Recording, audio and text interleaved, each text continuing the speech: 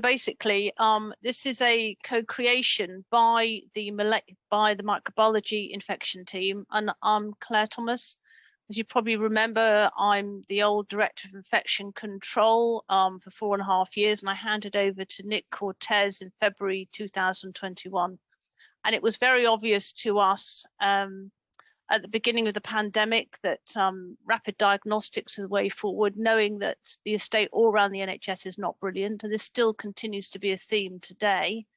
And Hampshire Hospitals has been at the forefront of diagnostics with point of care, etc., lifted off by Cordo Saeed, who was a member here, has moved on to other things, and Steve Kidd, right from the my beginning of my time here 7-8 years ago. And it became very obvious that sequencing was something we needed to really push. And the team did a lot of work with cog.uk during the first and second wave of the pandemic. And as Dipsy and Director of Infection Control at the time, it was very obvious that we needed to have sequencing within the trust. And on the background of that and work done by Nick Cortez and the LAMP development team, which is a new way of looking at COVID diagnostics, which was rolled around the whole of the UK with excellent work done by Steve Kidd, together working with the Cabinet Office, we knew that some funds may well be available. And we really wanted to create a molecular legacy for the trust rolling through COVID, and we're not out of COVID yet, we're still in the middle of it. But that was really what the basis was. And it's been really 2.5 years of pushing, trying to find the estate, getting various business plans together, getting buy-in with the various key stakeholders in the trust, in and out. But this is very much a co-creation, and we want to really provide a molecular legacy, an innovative hub for the trust. And this is pan-speciality. So although we're sitting in infection at the moment, it may well be that there are areas which people have an interest in, particularly around sequencing genomics, which could be a link for the future. So I'll just hand over, if that's okay, to Steve, who's one of our amazing colleagues, and obviously there's the chief scientist for the trust. We've also got on board Nathan, who's one of our fantastic clinical scientists in training, who has a strong background in genomics. And my colleague, Dr. Rebecca Horton, who is one of our consultant colleagues who we're very lucky to have joined us a couple of years ago, who's done incredible work with the COVID diagnostic lab. So I'll stop wibbling on and hand over.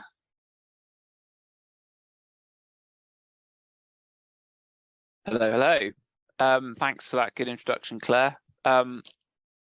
So innovation, research, preparing for the future, personalized medicine, pandemic preparedness, sepsis improvements. These are all the kind of the key concepts which is kind of set the ball rolling for something we wanted to improve in our trust and have a space that will enable us to house some of these really interesting collaborations, research projects, quality improvement projects, and also to grow the services we look to improve and make our service future proof, collaborate with our colleagues in the region, and then help hopefully to I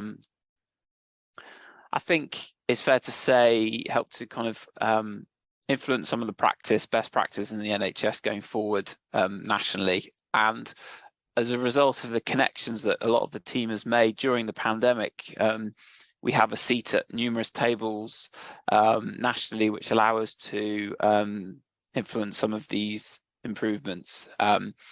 There are a number of priorities in infection, particularly which have been set by Professor Dame Sue Hill, who's the Chief Scientific Officer for England, and they were a new strategy for this year going forward post-pandemic, and it's kind of aligning itself with some of the gains made during the pandemic in the improvements to access to diagnostics within the NHS, better funding, so that's around UTIs, so urinary tract infections, sepsis and blood cultures, intra-abdominal infections, and respiratory infections. So these are the four research and improvement areas from the Scientific Officer for England. So we are looking to align those with some of our strategies, and to be honest, they're kind of makes sense anyway, because these are all really important areas we want to improve on everywhere in the NHS, really. So we're now just aligning ourselves with some of those funding streams, those priorities,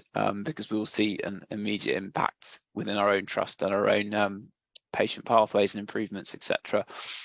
So one of the things which we seem to be quite good at is using new innovation and new technologies to perhaps address some of these unmet clinical needs, and that's either around innovations in rapid diagnostics, rapid point of care, or completely changing the way we work using next generation sequencing, which Nathan and team are bringing online for the hospital for either outbreak management, outbreak tracking, evolution of viruses, the way that antimicrobial resistance spreads and grows within hospitals, and understanding that. So these are some of the things we're looking to, either working with new startup companies to provide something that's completely new, provide an environment in which we can test their products, advise them on how they can improve these products, and then we can do clinical evaluations. So there's many things which we're looking to do, and if anyone wants to come visit us, we are in downstairs in pathology on the Royal Hampshire County Hospital site in this lovely refurbished laboratory, which the trust has funded to recognise the importance of the work we've done previously and to help future-proof the trust, and also to eventually grow and train new scientists in collaboration with the University of Winchester, provide areas for academic research to occur, and just to grow this part of the portfolio of Hampshire hospitals moving forward. And this is a very inclusive programme that will look to empower all of our young scientists, our young clinicians, and also key decision makers within the trust in the region. I do have a tendency to babble on, so I will hand over to Becca now to give her take on this. Thanks, Steve. I think you've done a really nice summary with Claire as well. So I think my involvement in the project's been largely around the kind of refurb and the movement of the COVID rapid lab to the new environment, the lab environment. So I think we've learned a lot about how we best work together as a team, and also how we best work cross-site as well, because I'm sure a lot of you will know that the microbiology lab at Winchester was closed down, so we didn't have any kind of microbiology presence on that site up until the sort of beginning of this pandemic, where there was a real, there was a complete disparity of care really between the two sites in terms of getting results back, being able to move patients appropriately, be able to start them on treatment. And I think that's really the key learning that we've had through the pandemic, along with all the diagnostic side of things. So I think having that lab present at Winchester really kind of is a nod to that as well, that actually we need that kind of expertise and diagnostics set up on that site, perhaps not to the same extent. You know, we don't need a huge lab on both sites, but we need to be able to do key diagnostic investigations at Winchester as well, which is a side project. That's not what the Molecular Hub is for, but it just kind of, we should have some synergy between the kind of COVID lab there and the Molecular Hub, and so we're able to kind of better support our staff down there as well. So I think that's the first thing. And I think the other thing to mention is we've had incredible support from sort of non-micro, sort of clinical, non-clinical, operational teams, comms, you know, IT, in terms of getting this off the ground, and really grateful for that support. And I think because of that, and the way the trust really is as a whole, is getting the buy-in from the other teams, and hopefully we can help to support improvement in diagnostics throughout the hospital, you know, not just in necessarily micro fields. So that would be my view. My background's in sort of looking at undiagnosed fever, so improving diagnostics for patients that come in febrile, and I think that's relevant to emerging infection, or what we've seen with SARS, CoV-2, but also lends itself well to technologies that we're bringing in, such as sequencing. So we could really become quite a sort of centre for, I think we already are, hopefully, but really advance on what our work that we've already done, sort of a leading centre for diagnostics within this field, and hopefully bring in other specialties as well into that kind of innovation and research. So think just wanted to say thank you to everyone for the support and all the work that's gone into it. I've had quite a small part really, but really excited about what the next sort of few months will hold for the hub. Thank you.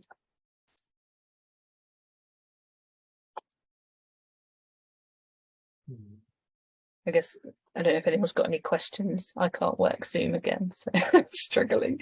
Brilliant. Sorry, I was talking and I was on mute, so sorry about that, everyone. So I was just going to intervene with a couple of questions here, and I wondered if you could, for the non-microbiologist among us in the audience, go back to exactly what does the hub allow us to do, and what's the technology there, and what's new, and what does it add to our care of the patients? Sorry, that's that's more than one question. So perhaps one at a time, and whoever wants to leap in and answer that one there. No, I can start for a minute. I mean, I can do some, and then I can hand over to Nathan because he can talk about sequencing. So this is kind of detecting the unseen world. Everyone is becoming a lot more used to the terminology around infection because of SARS-CoV-2. I mean, 3 years ago, if you told me the general public would be discussing if they'd had their recent PCRs done and they've also swabbed themselves and done a lateral flow in their front room, I would have been very surprised. But it's nice that people are getting used to a little bit of what our world is like. And one of the key components of good clinicians and scientists is our ability to interact with the public, because in the end we're working for the public, and so we need to understand their needs and understand the things that they are interested in, and then also get across our message about the things we do. So I think in terms of the molecular hub, it's been called that because essentially we're looking at molecules of organisms and also looking at how we can detect markers of infection in blood within humans as well, as they interact with bugs, whether that be bacterial, viruses. So we're looking at novel ways. It's like with anything. Technology is moving forward at a tremendous rate. If you think about how far we've moved with personal computing in the last 20 years, mobile phones, it's the same with technology used in labs. It is going in an exponential way, and as we want to improve, we look and go smaller. So our ability to see the unseen world is better. The technology we use is shrinking. So if you can imagine, the computing power of an iPhone is the same as the computing power of the Saturn rockets from the 70s. Just look at the difference. I mean, if anyone's going to Cape Canaveral before, those rockets and the computers which powered them are enormous. So the technology is the same with our lab equipment shrinking. Our ability to see the unseen world is getting better, so the resolution is improving, and then also we're able to understand better how our body interacts with bugs. So it's kind of a bit of a tool, looking at things in a few different ways. Can we detect the bugs better? Can we understand how they interact with us, our humans, better? Can we detect whether someone is going to do better or do worse during an infection? So we look at how our immune system works differently, because we're all different. And so understanding why someone does well with an infection versus someone who looks essentially has the same health profile might do really badly with an infection. So helping to give clinicians new tools to help to predict how people do, and that's how. And so looking at blood, understanding how bugs interact with humans and our immune system. So yeah, it's the speed in which we do that, the resolution, and just new technology has completely different ways of looking at these problems. And then we look to evaluate, analyze, and then hopefully release into the NHS to help improve things. And then there's the other thing, which I'll let Nathan talk about, is we actually can decode the bugs themselves that come through the front door with people by looking at their genome. I'll let Nathan talk about that. Nathan? Hi, thanks. Yeah, so one of the technologies that we will now have is sequencing. this is primarily being kicked off with COVID. Over time, as COVID mutates or changes, this will have an effect as to so with traditional testing, you need to know the sequence of virus beforehand, and sequencing allows you to not know the sequence beforehand, so you can detect new changes in the virus, where these may knock out traditional testing techniques, and will also allow you to detect viruses, like virus types, which treatment in the past has been dependent on, and may again in the future. Now with most current testing, as I said, you either need to know what you're looking for, like you need to know the bacterial virus that you're looking for, or have a rough idea of what it is you're looking for. And so sequencing will allow you to test and potentially get identification of your pathogen with less prior knowledge. And it will also allow you to, when there's outbreak scenario, look for links between cases, and this can have an impact on IPC, which Claire might have a particular interest to talk about, but it can affect whether you, for example, restrict visitation to a ward, or if you need to close the ward entirely, or you might want, on the basis of those links, you might need to bring in other measures such as air scrubbers and things like that. I think one of your original questions was the effect on patient care. It also extends out past COVID, so you can look at outbreaks for things like C. diff or for resistant bacteria. Yeah, and yeah, if you don't know what the pathogen, as I said, if you don't know what the pathogen is beforehand, or don't have a good idea as to what the pathogen is, it's a very handy tool, which fits in nicely with what Becca's previous experience was with fever of unknown origin. Thanks, Nathan. Can I just come in from the clinical perspective as well? Is that all right? So thank you. That's a really good answer. And I think you're right. The impact's really wide reaching. So there's data around patients that don't have a diagnosis, or we're not able to culture a bug, for example, in sepsis, and them not doing so well. So some of the work and the technologies like sequencing coming in, we can look at our own data in much more granular detail. So what kind of bugs we have at Hampshire hospitals, are they transmitting between patients, are they more resistant, are we seeing an evolution over time? And that gives us real power to manage our patients in the best way, because we can predict then that if a patient comes in with a particular bacterium, even something like an E. coli, for example, you would know with really good certainty that our population of bugs, for example, are more or less resistant, and you'd be able to sort of tailor your management based on that. I mean, this is a long game. This isn't work we're doing right now, but what I'm saying is it gives us this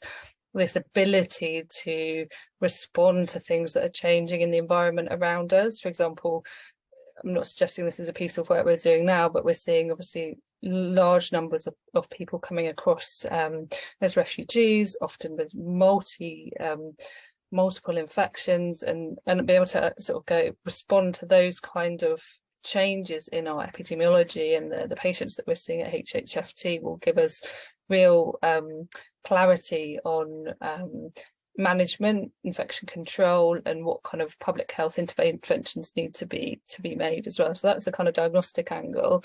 And as Nathan said, I'm sure Claire will want to say more on that. If you have an outbreak, the current situation now is that you have to send your bugs, if you like, off to a reference lab, usually in London, often further away, and it will take weeks and weeks to get that information back. So you'll have a selection of patients with the same organism to the best of our ability in a normal NHS lab to identify, but you really can't be sure whether one patient has transmitted that to another or not. And actually being able to do that in-house very rapidly gives you that answer. So it will save us isolation beds potentially. We'll be able to clamp down on outbreaks quicker because we'll be able to identify them quicker potentially. So the host of kind of opportunities is enormous. So this is we're really early on in this pathway, but some of the things that Steve and Nathan and Claire have been talking about will lead to those kind of benefits to our inpatient population and our community population, and also the public health of the area as well in a smaller way. So yeah, thank you. Brilliant, thank you, Becca. Claire, did you want to add anything to that? Yeah, and just to say, really, I've come to Hampshire Hospitals from London for Imperial, having trained in Oxford Imperial and worked in Singapore General, really because the Trust is really supportive of this kind of thinking. They're very imaginative. They support this blue sky thinking. Not everybody does. And I think this small unit that we're setting up and co-creating is going to have academic links. It's going to have education links, which is key. Be opportunities for all in this, really. We're starting small, but we're going to grow with the flow. And I think as you can see, the team has led on the last few years of rapid diagnostics in COVID, and before they've also led, this is before my time, in point of care testing. And the Trust has allowed that to happen, which is just amazing, and it's very forward thinking of the Trust. And I think particularly there's a lot of interesting work in the past we've done around sepsis. And I think having Becca on board as well, and just to congratulate Becca, she's just got in the throes of just getting her MD all sorted, which is fabulous. But I think the idea is, although we're starting in a small way, we have big ambitions for the Trust and for the group.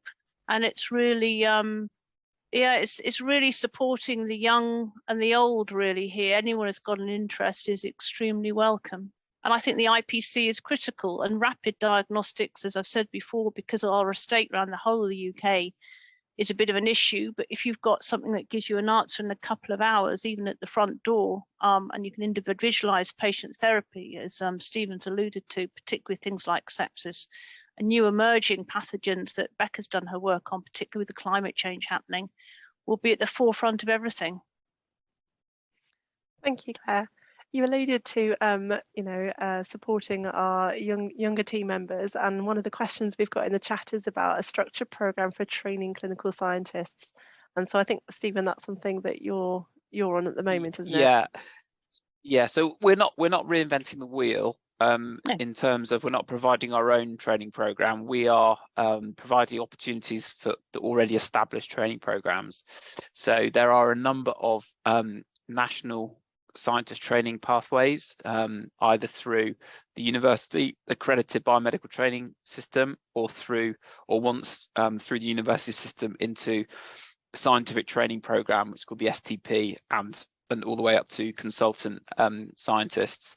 So we're just providing that one of the areas where people can specialize, or hopefully will specialize in the future, in molecular diagnostics. It's one of our kind of as we're having a tiered approach to growth, one of our final tiers is being able to be in a position to offer training, host students, and that's particularly, we are looking to establish that with the University of Winchester, as they're looking to provide potentially some of these programs in the future. So yeah, this is something we're not creating our own, but we are providing some opportunities for already established programs. Fabulous, thanks, Steve. So just looking at the other questions that we've got in the chat, Izzy has asked about pharmacogenomics, and also a question about is the team open for a joint research grant application to test a research hypothesis towards improvement of patient care. And so I think if anyone's interested in any collaborations, we'd just like them to contact us, contact Steve directly. Is that right? And you can discuss absolutely. All the team always. Well, I think one of the things we are good at is collaborating, and we feel that we want to break down silos that even exist within our own hospitals, let alone within our regions. The NHS is full of silos. Often they're doing the same thing, so not getting very good value for money for taxpayers. And one of the things from COVID we found is that when we broke down the silos and got multiple disciplines working together, it gave us a real fresh approach to problem solving as well.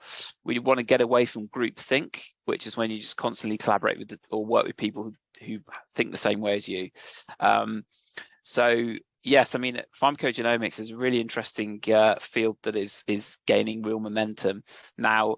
I think some of the the early established pharmacogenomics was around chemotherapy, cancers, and establishing effectivity and whether people had the ability to metabolize and use and tolerate these drugs. But it's also now coming online for other things. And one thing for infection we're particularly interested in is getting to the bottom of people's so-called allergies to antibiotics, which seems to be far inflated than is actually a reality, and that can really hamper how patients are treated.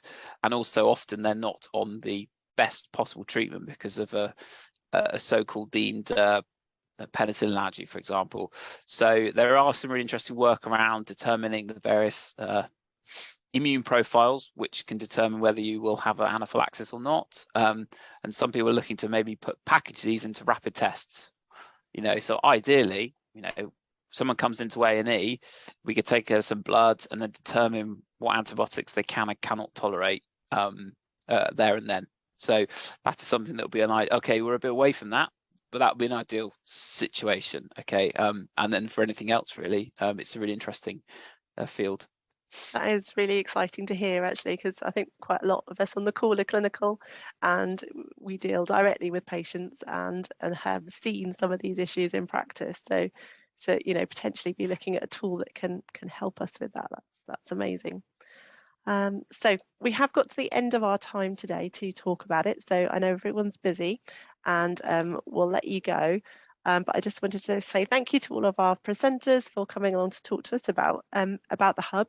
And I'm just sorry we didn't actually have more time to quiz you exactly about what the plans are next time for the future for the hub. But anyway, we will keep you posted in our research newsletters. So you can find those on the TrustNet pages for research, or you can email us directly at research.team@hhft.nhs.uk to go on our mailing list. But anyway, thank you everyone for coming along today. Thank you to our presenters, and hopefully we'll see you at some of our other sessions this week, all about the research environment at HHFT. Take care. Thank you, everyone. Bye-bye. Thank you. Bye. Thank you. Bye. Bye.